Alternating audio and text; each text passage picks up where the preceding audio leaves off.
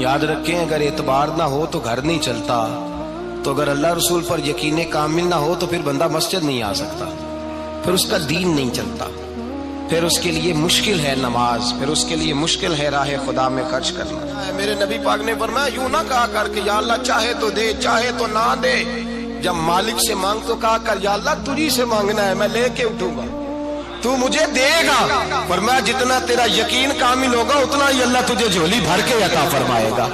کمزور سا مسلمان، لڑکھڑاتا سا مسلمان دیکھتا ہوں کرتا ہوں، اور یہ بھی نہ دیکھا کریں بھائی ایمان یقین کو استقامت کے درجے پہ لیں، یہ نہ دیکھا کریں کہ وہ کیسے دے گا، وہ کسی وسیلے کا محتاج نہیں ہے، وسیلے کو پسند کرتا ہے، پر وسیلے کا محتاج وہ بغیر وسیلے کے بھی دے دیتا ہے۔ ہر آدمی ماں باپ کے ذریعے پیدا ہوتا ہے، اگر پیدا کرنا چاہے تو جناب عیسیٰ کو بغیر باپ کے پیدا کر دیتا ہے، اگر پیدا کرنا چاہے تو حضرت آدم کو بغیر ماں اور باپ کے پیدا کر دیتا ہے۔ جب یقین رکھیں، یقین، قرآن مجید پڑھیے،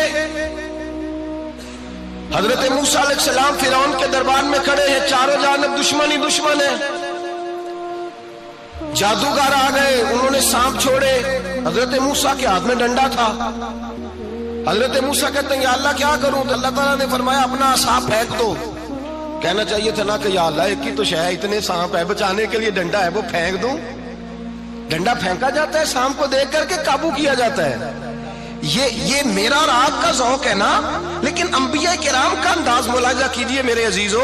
اللہ فرماتے ہیں ڈنڈا، اے موسیٰ ڈال دے اپنا عصا، پہلے نہیں فرمایا کہ سانپ بن جائے گا، فرمایا بس تو ڈال دے۔ میں اور آپ ہوتے ہیں تو سام سامنے ہے، ڈنڈا ہاتھ میں ہے، ہم کہیں گے عجیب بات ہے، یہی تو دفاع کی چیز ہے، اسی کو ڈال دوں تو بچوں گا کیسے؟ کہا ڈال دو، تو حضرت موسیٰ نے ڈال دیا، کہا میرے رب کا حکم ہے تو میرے لیے بہتر ہی ہوگا۔ اللہ فرماتے ہیں جب موسیٰ نے ڈالا تو میں نے اس ڈنڈے کو، اس عصا کو اژدہا بنا دیا۔ اب کبھی عصا بھی اژدہا بنے، کبھی چھڑی بھی بہت بڑا اژدہا بنی ہے، لیکن قرآن کہتا ہے جناب موسیٰ نے ڈالا تو اللہ نے اژدہا، بلکہ اس سے پیچھے چلیے، عورتیں کمزور یقین کی ہوتی ہیں نا، جناب موسیٰ پیدا ہوئے تو اللہ فرماتے ہیں میں نے موسیٰ کی ماں کے دل میں بات ڈالی، ماں کے دل میں، صندوق میں ڈال کے تو اس کو دریا میں بہا دے۔ اور بھائی صندوق میں کہہ سکتے ہیں نا آکسیجن کیسے جائے گی، اور دریا میں بچے بچنے کے لیے ڈالے جاتے ہیں کہ ڈوبنے کے لیے ڈالے جاتے ہیں؟ ماں کے دل میں یقین کمزور نہیں تھا ماں کا۔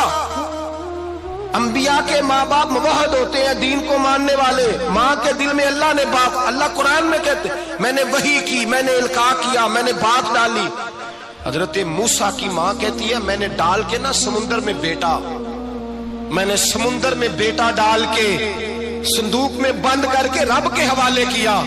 آپ فرماتے ہیں میرے مالک کا بھروسہ کیا تو پھر میرے مالک کا کام دیکھو، کمال دیکھو، میں نے دریا میں ڈالا، اللہ نے فرعون کے گھر میں میرے بیٹے کی پرورش کرا دی۔ یہ یقین کہ حضرت موسیٰ کے پاس قوم آئی، قرآن پڑھیے، کہا جناب پانی چاہیے، وَإِذِ اسْتَسْقَىٰ مُوسَىٰ لِقَوْمِهِ، موسیٰ نے اپنی قوم کے لیے پانی مانگا، ہم نے کہا فَانْفَجَرَتْ مِنْهُ اثْنَتَا عَشَرَةَ عَيْنًا، اپنا ڈنڈا پتھر پہ مارو۔ عقل والا آدمی ہوتا تو اڑ جاتا، کہتا یا اللہ پتھروں سے بھی کبھی پانی نکلا ہے؟ اضرب بعصاک الحجر، مارو پتھر پہ ڈنڈا۔ اللہ کے نبی نے منٹ نہیں لگایا، ٹھا کر کے ڈنڈا لگایا، فَانْفَجَرَتْ مِنْهُ اثْنَتَا عَشَرَةَ عَيْنًا۔ اللہ فرماتے ہیں جناب موسیٰ نے ایک عصا مارا، میں نے 12 چشمے جاری کر دیے۔ تو لے تو لا اللہ کرتا ہے، اللہ کہتا ہے پڑھ نماز روزی دوں گا، کہتا ہے سوچتا ہوں۔ اللہ فرماتے ہیں آجا مسجد میں تیرا ہو جاؤں گا، کہتا ہے دیکھتا ہوں۔ رب فرماتا ہے تو میرے محبوب کی غلامی کر، میں تجھے محبوب بنا لوں گا۔ تو کہتا ہے تھوڑا بڑا ہو کے داڑھی رکھنی ہے، ابھی سیانا ہو کے میں ذرا سرٹیفکیٹ لے لوں اسرائیل سے کہ کتنے سالوں کے بعد آئیں گے، پھر شروع کروں گا۔ پروگرام بنا رہا ہے، ابھی تو ارادے میں ہے۔ اللہ کے پیغمبر کا ڈنڈا، اور اس سے زیادہ آگے بات ہو گئی، پیچھے فوج لگی ہوئی ہے فرعون کی، مجمع ہے، ہزاروں لاکھوں کا لشکر لے کے، تلواریں نیزے، فرعون پیچھے، آگے دریا آ گیا۔ حضرت موسیٰ علیہ السلام کھڑے ہیں، اب کدھر جائیں؟ اللہ پاک نے فرمایا مارو ڈنڈا۔ کہاں؟ پانی پہ ڈنڈا مارو۔ اب حضرت موسیٰ علیہ السلام پانی پہ ڈنڈا مارے تو پانی ابھرے گا، اس سے زیادہ کیا ہوگا؟ پہلے پتھر پہ ڈنڈا مروایا تو پانی نکلا، اب پانی پہ ڈنڈا مروایا، فَإِذْ فَرَقْنَا بِكُمُ الْبَحْرَ فَأَنْجَيْنَاكُمْ وَأَغْرَقْنَا آلَ فِرْعَوْنَ، اللہ فرماتے ہیں موسیٰ نے پانی پہ ڈنڈا مارا تو میں نے پانی میں رستے بنا دیے. ایک جگہ ڈنڈا مارا تو پانی نکل آیا, دوسری جگہ عصا مارا تو پانی خشک ہو گیا. 12 چشمے بن گئے, 12 رستے بن گئے دریا میں سے. حضرت موسیٰ علیہ السلام گزر گئے اور اللہ فرماتے ہیں فرعون بھی آیا تو اسے میں نے غرق کر دیا اور وہ کھڑا دیکھتا ہی رہ گیا کہ بنا کیا ہے. جب یقین کامل نصیب ہوتا ہے, اعتماد کی دولت اللہ دیتا ہے, جب انسان کو یہ انشراح صدر ہو جاتا ہے کہ میری نجات خدا کے حکم میں ہے اور رسول اللہ کے قدموں میں ہے, جب اسے یہ انشراح حاصل ہوتا ہے تو پھر نماز کا لطف آتا ہے. غور کیجیے کیا جملہ کہہ دیا میں نے. پھر اسے نماز کا پھر اسے نماز بوجھ نہیں بلکہ نماز نہ پڑھے تو اس پر بوجھ ہوتا ہے.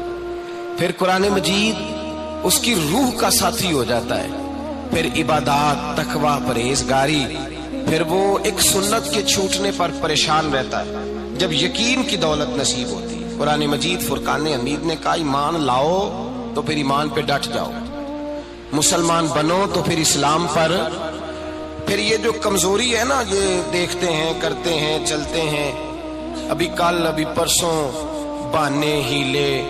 ابھی میں نماز شروع کرتا ہوں, دیکھتا ہوں لا الہ الا اللہ محمد الرسول اللہ صلی اللہ علیہ. جب کسی نے کلمہ پڑھا تو اس پر پورا دین ضروری ہے, پورا.